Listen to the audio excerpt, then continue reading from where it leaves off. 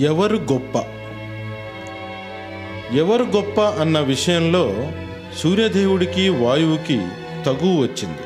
తగువు పెద్దదై పోటీగా మారింది. వారిద్దరిలో ఎవరు గొప్పవారు అనేదే పోటీకి సిద్ధమైనారు. కోటును ధరించిన ఒక వ్యక్తి రహదారి వెంబడి వెళ్తూ ఉండడాన్ని గమనించారు. సూర్యుడు వాయువుతో ఈ విధంగా అన్నాడు: ఆ వ్యక్తి శరీరం నుండి వేసుకున్న కోటును వేరు చేయగలిగిన వారే గొప్పవారుగా నిర్ణయింపబడతారు. అనగానే వాయువు గాలి బలంగా వీచడం ప్రారంభించాడు. బాటసారికి చలిగా అనిపించి కోటును శరీరానికి దగ్గరగా అదుముకున్నాడు. ఈసారి వాయువు మరింత వేగంగా గాలిని ప్రయోగించాడు. కోటును ఇంకా గట్టిగా హత్తుకొని నడక సాగించాడు.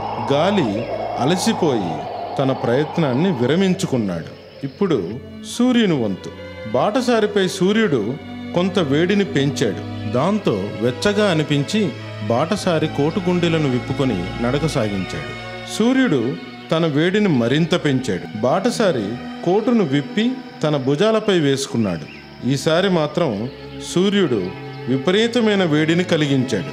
బాటసారి ఎండ ప్రభావాన్ని తట్టుకోలేక కోటును శరీరం నుండి తీసేసి నీడగల చెట్టు కిందకు చేరుకున్నాడు. బాటసారి వేసుకున్న కోటును శరీరంపై నుండి వేరు చేయించిన ఘనత సూర్యుడిదే కనుక పోటీలో సూర్యుడే విజయుడు. ఈ కథలో నీతి: దూకుడుగా పనిచేయడం వల్ల ఓటమి తప్పదు. అదే నిరంతర పరిశ్రమ వల్ల విజయం తథ్యం.